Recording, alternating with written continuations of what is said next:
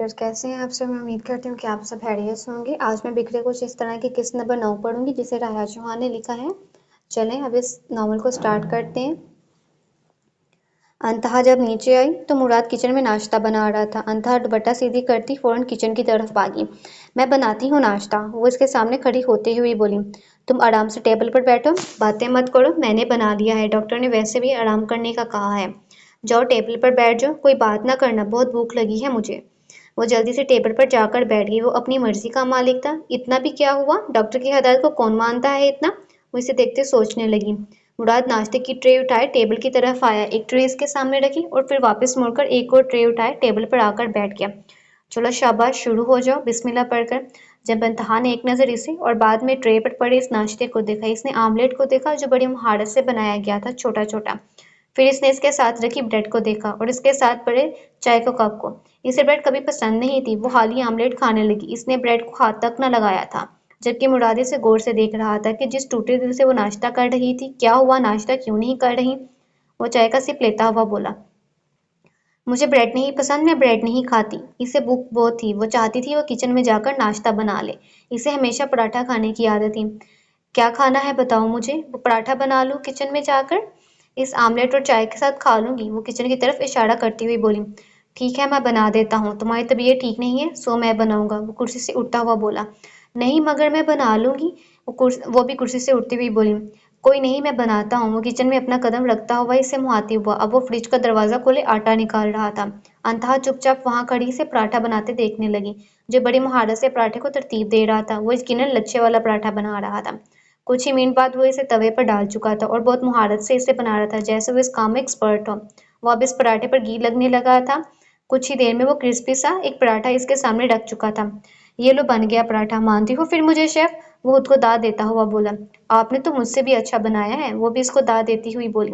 چلو کھا لو ورنہ ٹھنڈا ہو جائے گا، اور ہاں اس کا نام ہے مراد شیف کے ہاتھ کا پراٹھا۔ وہ مسکراتا ہوا اس کے قریب آتا ہوا بولا۔ مراد کے فون کی بیل بجنے لگی تو وہ اس کی جانب متوجہ ہو گیا۔ فون پر نام دے کر اس کا رنگ اڑ گیا۔ میں آتا ہوں تم ناشتہ کرو، وہ کہتا ہوا باہر کی طرف چلا گیا۔ پیچھے وہ دوبارہ چائے گرم کرنے کے لیے کچن میں داخل ہوئی تھی۔ السلام علیکم ماما، وہ سلام کرتا اپنی ماں سے مخاطب ہوا۔ مراد تم شہر کیوں گئے بیٹا بتائے بغیر؟ وہ اس سے گلہ کرتی باتیں کر رہی تھی۔ ماما وہ بزنس کا کچھ کام تھا اور میٹنگ بھی تھی بہت سی، وہ انہیں اپنے کام کے بارے میں بتا رہا تھا۔ ابھی تو ہم ٹھیک سے مل کر بیٹھے بھی نہیں۔ ماں میں کوشش کرتا ہوں جلدی کام کر کے آپ سب کے پاس آؤں، وہ اپنی ماں کو سمجھانے کی ناکام کوشش کر رہا تھا۔ اور ہاں ایک اور بات، تم انتہا کو کیوں لے کر گئے اپنے ساتھ؟ وہ جوان لڑکی ہے، ہزار باتیں بن سکتی ہیں، جانتے نہیں ہو تم کسی اور کو لے جاتے؟ اور اس کو وارن کر رہی تھی کہ وہ کوئی غلطی نہ کرے۔ ماما اس دن کوئی بھی نہیں تھا ملازم گھر پر، تو میں کیا کرتا، خود کام کرتا یہاں پر؟ وہ ہاتھ پر لگے آٹے کو دیکھتا ہوا بولا، جو کہ وہ خود ہی کام کر رہا تھا۔ ویسے بھی اس لڑکی کی شادی کا سوچ رہی ہیں، عمر ہو گئی ہے اس کی، بچی نہیں رہی اب۔ ہم نے ہی فیصلہ کرنا ہے، بس تم واپس آ جاؤ جلدی سے، مل کر کوئی اچھا سا فیصلہ کریں گے۔ مراد کی ماں کی یہ بات مراد کو خاموش کر گئی۔ میں آپ سے بعد میں بات کرتا ہوں، شاید کوئی آیا ہے گیٹ پر۔ ابھی وہ کچھ کہہ رہی تھی کہ مراد نے ان کے منہ پر فون بند کر دیا تھا۔ وہ کیسے اس کا نام کسی اور کے ساتھ برداشت کر سکتا تھا؟ مراد باہر گارڈن میں رکھی اس کرسی پر بیٹھ گیا۔ انتہا کام سمیٹ کر فوراً باہر گارڈن میں اس کے قریب آ کر کھڑی ہو گئی۔ آپ کا کوئی کام ہے تو بتائیں۔ نہیں کوئی نہیں ہے، وہ کافی دھیمی آواز میں بولا۔ آپ ٹھیک ہیں؟ وہ اس کی پریشان آواز سنتے ہوئے بولی۔ ہاں میں ٹھیک ہوں، بیٹھو، کھڑی کیوں ہوں؟ وہ اس سے آنکھیں چرا کر بات کر رہا تھا اور انتہا نے صاف محسوس کیا تھا۔ نہیں وہ میں بس پوچھنے آئی تھی کہ پھولوں کا کیا کرنا ہے جو اندر ہیں؟ وہ اس کے ہاتھ پر لگے آٹے کو دیکھتے ہوئے بولی۔ جو مرضی کرو، سمیٹ کر باہر پھینک دوں کیا؟ وہ کچھ ڈرتے ہوئے اس سے پوچھ رہی تھی۔ ہاں ٹھیک ہے پھینک دو، وہ اس کی طرف دیکھتا ہوا بولا اور پھر اپنا سر نیچے جھکا لیا۔ انتہا نے اس کی آنکھوں میں ویرانی صاف محسوس کی تھی۔ ایک دم سے اس کی چہکتی مسکراتی آنکھیں بجھ چکی تھیں۔ کھانے میں کیا بنانا ہے نواب صاحب؟ وہ کچھ ہمت کرتے اس سے سوال کر رہی تھی۔ کچھ نہ بنانا، مجھے بھوک نہیں ہے، وہ اس پر آنکھیں نکالتا ہوا بولا۔ سچ میں اسے اس کی بات ہرگز سمجھ میں نہیں آتی تھی۔ جی ٹھیک ہے، وہ اپنے قدم واپسی کو لے رہی تھی کہ مراد نے اس کا ہاتھ پکڑ لیا۔ میں کیا لگتا ہوں تمہارا؟ کیا کہا تھا میں نے تم سے کہ مجھے کیا کہنا ہے؟ مراد، صرف مراد۔ کیا سمجھ نہیں آئی تھی تمہیں؟ مراد کہتے تکلیف ہوتی ہے کوئی تمہیں؟ بتاؤ، مجھے تمہارا نواب کہنا اچھا نہیں لگتا، کیا تمہیں سمجھ نہیں آتی؟ وہ پہلے ہی اپنے غصے پر قابو پا رہا تھا کہ اس نے نواب کہہ کر اس کے غصے کو اور مزید بھڑکا دیا تھا۔ सॉरी, गलती हो गई नवाब साहब। वो इसे अपना हाथ छुड़ाने लगी जिस पर इसकी गिरफ्त मजबूत थी। वाह नवाब साहब, वो इसके कई अल्फाज को दोहरा रहा था। नहीं, वो सिर्फ इतना ही बोल सकती थी और मुसलसल अपना हाथ छुड़ाने में मसरूफ होगी। मेरा हाथ दर्द कर रहा है, छोड़ दें प्लीज। वो इस शख्स को देख रही थी जो गुस्से से मुसलसल इसे देख रहा था, जिसकी आंखें एक पल में आग जैसी हो गई थी। यकीनन वो अपना नाम सुने बगैर इसका हाथ नहीं छोड़ेगा। मुराद, मेरा हाथ छोड़ दे, खुदा के लिए मुझे दर्द हो रहा है, प्लीज मुराद। वो एक बार फिर इस शख्स के सामने मिन्नतों पर उतर आई थी। मुराद ने अपना नाम सुनते ही इसका हाथ छोड़ दिया था। वो अब इसके करीब खड़ा होता हुआ इसे देखने लगा। अंतहा एक सेकंड नहीं लगेगा मुझे तुम्हें इंतहा मुराद बनाने में। अगर अपनी भलाई चाहती हो तो मेरी हर बात मानो। मुराद कहा है तो मुराद ही कहोगी। दोस्ती की है मुझसे, निभाओगी भी तुम। मुझे एक सेकंड नहीं लगेगा कुछ भी करने में। मैं हरगिज तुम्हें तकलीफ नहीं देना चाहता, लेकिन तुम्हारी हरकतें ऐसी हैं कि मुझे तुम्हें बार बार तकलीफ देनी पड़ रही है। तुम मुझे क्यों नहीं समझ रही, मेरे जज्बात को क्यों नहीं समझ रही? अपने लिए मेरे अंदर के जज्बात को समझो। मेरे दिल की धड़कनों को समझो। कुछ तो समझो। वह हैरत की नजरों से इसे देख रही थी जो इसे इज़हार मोहब्बत कर रहा था, लेकिन अंतहा को यह इज़हार मोहब्बत समझ नहीं आ रहा था। ये कौन सा वक्त था इज़हार मोहब्बत का? इसे पहली दफा ये अल्फाज किसी मर्द के मुंह से सुनने को अपने लिए मिले थे। वो खुद नहीं समझ पाती थी तो मुराद को क्या समझ सकती थी वो? इसकी जिंदगी का यही तो मसला था। बाज लोगों को समझने में वक्त क्यों लगता है कि वो हमारे अपने हैं या फिर गैर। कम से कम मेरी बातों को समझ जाओ। वो हसरत की आंखों से इसकी तरफ देखता हुआ इससे मुहातिब हो रहा था। जी मैं अंदर अंदर जाऊं? वो ना समझते हुए सिर्फ इतना ही बोल सकती थी, जाओ। वो भी सिर्फ इतना ही बोल सकता था इस वक्त। वो फौरन अंदर को भागी जबकि वो इसे अंदर जाता देख रहा था। मोहब्बत को समझना आसान नहीं होता, हर किसी के पास दिल नहीं होता। अगर खुदा सबको सब अता करने लगे तो इसके दर पर कौन जाएगा? जिंदगी में मोहब्बत भी एक तजर्बा होता है, ताकि खुदा अपने बंदे को ये बताए कि इससे बढ़कर इसे कोई मोहब्बत नहीं कर सकता। बाज़ महबूब हमसे हमारा खुदा छीन लेते हैं और बाज़ महबूब हमें खुदा के करीब ले जाते हैं। मैं महबूब मोहब्बत समझे ना समझे मगर खुदा मोहब्बत समझ जाता है।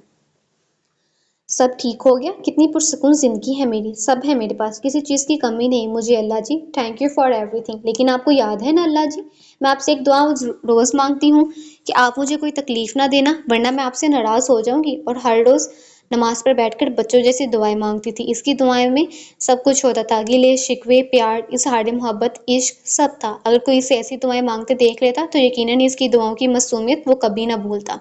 वो दु वो दुआ भी अदाओं से मांगती थी। एक बार मुंह पर हाथ फेर कर अगर इसे कुछ याद आ जाता तो वो फिर दुआ के लिए हाथ उठा लेती थी। वो अक्सर दुआएं ऐसे ही मांगती थी। वो अक्सर कुछ वक्त दुआ मांगने के बाद नमाज पर बैठी सोचती रहती थी कि कहीं वो कोई दुआ बोल मांगना भूल तो नहीं गई। वो अभी अपनी दुआ मांग कर उठी ही थी कि फौरन कमरे से भागती निकली। मेरा केक जल गया यार।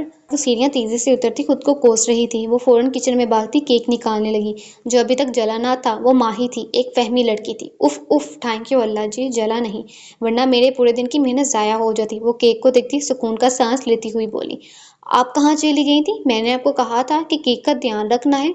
वो मुलाजमा को अंदर किचन में दाखिल होते देखते बोली, माही जी वो एक कॉल आ गई थी। वो माही को वजाहत देते हुए बोली जो केक की डेकोरेशन का सामान रख रही थी। ओके कोई बात नहीं, वो जो भी थी किसी को बेफजूल तकलीफ देने वाली नहीं थी। हर बात का प्यार से जवाब देना इसे अच्छे से आता था। अचानक इसे अपने फोन की रिंगटोन सुनाई देने लगी वो अपने फोन की तरफ मतवज्जा होगी। नाम देकर इसके चेहरे पर मौजूद डिंपल नजर आने लगी जो सिर्फ गौर करने पर ही दिखाई देता था। जी अस्सलाम वालेकुम, मैं वेट कर रही हूँ, आ भी जाएं। जबकि फोन पर दूसरी तरफ कोई इसे लंबी वजाहत नहीं पेश कर रहा था कि इसके गाल पर मौजूद डिंपल यकदम गायब हो गया। मैं आपसे नाराज मैं आपसे नाराज हूँ पाए। इसने फौरन फोन इसने फोन फौरन से बंद कर दिया। अब ये नाराजगी यकीनन लंबी चलेगी। वो सुबह से इनके आने की खुशी में केक बना रही थी, सुबह से वो उठती मेहनतें कर रही थी। वो शिकवे गिले करने वाली नहीं थी, बस नाराजगी थी जो इसकी बहुत सहज थी। अगर वो एक बार नाराज हो जाती थी तो बहुत मुश्किलों से मानती थी। वो तकलीफों से दूर भागने वाली थी। इसे दिल की तकलीफ से बहुत डर लगता था। वो अपने हक में कोई तकलीफ बर्दाश्त नहीं करती थी। अगर कोई इसे तकलीफ देने का सबब बनता तो वो इसे तकलीफ देने में कोई कसर नहीं छोड़ती थी। वो जो इसका था वो इसका था। वो अपना हक ना किसी को देती थी और ना किसी का हक लेती थी। वो जितनी मर्जी नादानी में दुआएं मांगने वाली थी। सिर्फ एक यही वो खूबी थी जिससे दूर इस शख्स को डर लगता था, जिसे वो अपनी खुदगर्जी कहती थी। वो खुदगर्ज नहीं थी, वो सिर्फ इसके सीने में एक डर था जो हर गुजरते दिन के साथ साथ साथ बढ़ता जा रहा था। वो इससे दूर हो रही थी। वो क्यों दूर हो रही थी? जो इसका था, माही जी, वो क्या नहीं? नहीं, वो सिर्फ इतना ही बोल सकती थी। दुनिया की नज़र में वो तकलीफ देने वाली وہ شاید، لیکن وہ مجبوری میں سب کچھ کرتی تھی۔ وہ ایک اچھی انسان تھی، مگر خود کے لیے وہ غلط ثابت ہوئی۔ اس کے دل کی چوٹ نے اسے کبھی چین میں رہنے ہی نہیں دیا۔ وہ شام تک باہر ہی بیٹھا رہا، پھر کچھ سوچ کر اندر کو چلا گیا۔ انتہا کدھر ہو؟ وہ عام سے لہجے میں اسے آواز دے رہا تھا۔ اس کا سارا موڈ اس کی ماں نے خراب کر دیا تھا۔ جی جی، وہ کچن سے نکلتی بولی۔ کھانا بنایا ہے؟ جی نہیں، آپ نے بتایا نہیں کیا بنانا ہے۔ آپ بتائیں، میں بنا دیتی ہوں، اس کا سوال سنتے جواب دیتی بولی۔ تم نے ابھی تک کچھ نہیں بنایا کیا؟ نہیں، ایک لفظ کا جواب سامنے موجود اس لڑکی کی طرف سے آیا تھا۔ ٹھیک ہے، میں نے آرڈر کیا ہے، ابھی کچھ دیر میں آ جاتا ہے۔ ایسا کرو، ٹی وی لاؤنج میں آ جاؤ، مل کر بیٹھ کر باتیں کرتے ہیں۔ جی۔ وہ صرف اتنا ہی بول پائی تھی۔ وہ اسے بہت غور سے دیکھ رہی تھی، جو ایک پل میں اس کے سامنے کچھ اور تھا اور دوسرے ہی پل اس کے سامنے کچھ اور تھا۔ وہ اسے اپنے بارے میں سمجھ نہیں پا رہی تھی۔ کیا کچھ پتا چلا؟ وہ شخص اپنے آفس کی کرسی میں بیٹھتا ہوا سامنے موجود دو مردوں سے مخاطب ہوا۔ ہر اس جگہ تلاش کیا، لیکن کوئی پتہ نہیں چلا انتہا کا۔ ہر اس جگہ گئی جہاں وہ جاتی تھی، لیکن کچھ بھی اس کے بارے میں پتہ نہیں چل سکا۔ اسے زمین نکل گئی یا آسمان؟ ہر بار کی طرح کوئی اتا پتہ نہیں لیا تم اس کا؟ وہ شخص ان دونوں پر طنز کرتا ہوا بولا۔ ہم کوشش کر رہے ہیں سرفراز صاحب، وہ دونوں سے صفائیاں دیتے ہوئے بولی۔ دیکھ رہا ہوں میں تم لوگوں کی کوشش کو۔ یہ کی ہے کوشش؟ یہ تم لوگوں نے، کہ اس کے بارے میں تم لوگوں کو کچھ بھی پتہ نہ چل سکا؟ مجھے وہ چاہیے، کچھ بھی ہو جائے، ہر قیمت پر۔ وہ پریشان ہوتا ہوا ان دونوں سے مخاطب ہو رہا تھا۔ سرفراز صاحب، ہم کوشش کر رہے ہیں، آپ پریشان نہ ہو، ان دونوں مردوں میں سے ایک بولا۔ کیوں نہ ہوں، میرے گھر کی عزت ہے وہ، اگر کسی غلط شخص کے ہاتھ لگی تو کیا تم لوگ ذمہ داری اٹھاؤ گے اس چیز کی؟ میں اتنا پیسہ اس لیے نہیں دے رہا کہ تم لوگ مجھے اس کے بارے میں کچھ پتہ نہ کر کے دے سکو۔ جس گاؤں میں وہ رہتی تھی آرزو کے ساتھ، وہاں پتہ کیا تم لوگوں نے؟ جی، لیکن وہاں نہیں کی، ہر اس جگہ اس گاؤں میں جہاں انتہا کا ملنے کا امکان تھا۔ تم لوگ یہاں کھڑے ہو کر میری شکل کیا دیکھے؟ اگر اس کے بارے میں کچھ پتہ نہیں چل رہا تو کچھ پتہ کرو اور پھر یہاں پر آنا۔ جاؤ اور پتہ کرو، مجھے کوئی نہ کوئی خبر چاہیے۔ وہ شخص ان دونوں کو وارننگ دیتا ہوا بول رہا تھا۔ وہ ان دونوں کی وضاحتیں نہیں سن سکتا۔ جی سرفراز صاحب، وہ کہتے ہوئے وہاں سے جانے لگے۔ تبھی کمرے میں کوئی داخل ہوا۔ کچھ پتہ چلا؟ وہ فوراً سے سوال کرتا ہوا بولا۔ نہیں، وہ اس شخص کے سوال کا جواب دیتا ہوا بولا۔ کیا مصیبت ہے؟ شادی ہی تو تھی، کوئی جنگ تو نہیں تھی انتہا کے لیے، کوئی اتنا بڑا قدم یہ لڑکی پاگل کر کے چھوڑے گی؟ وہ پریشانی سے اس کے بارے میں سوچتے ہوئے سامنے موجود اس شخص سے مخاطب ہوتے ہوئے بولے۔ آپ پریشان نہ ہو، سب ٹھیک ہو جائے گا، وہ دلاسا دیتا ہوا بولا۔ باہر سب ٹھیک چل رہا ہے؟ وہ شخص سامنے کھڑے اس شخص کی طرف دیکھتا ہوا بولا، جو شخص کافی پریشان تھا۔ جی، سب ٹھیک ہے باہر۔